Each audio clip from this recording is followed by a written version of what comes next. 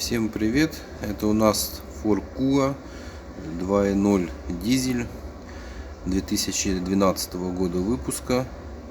Значит, на этой машине при трогании на первой передаче, также при выжиме сцепления, был какой-то стук. Не могли определить, что это такое, решили снять коробку.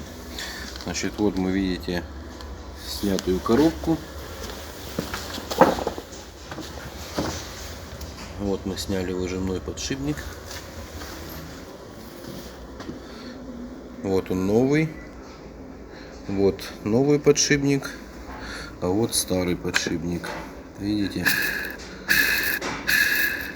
Ему уже попа, назовем это так. Тут даже на коробке, вся коробка внутри стружки в какой-то. Также мы увидели на коробке, что во внутренней части, обратите внимание, что-то начало затирать, доставать.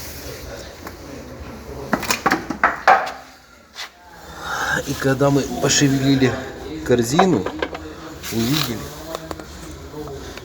что она телепается вместе с маховиком. На Форде Kuga стоит двухмассовый маховик, и походу он внутри разломался. То есть, если вы столкнулись с такой проблемой, будьте готовы к замене маховика, сцепления и, соответственно, подшипника выжимного.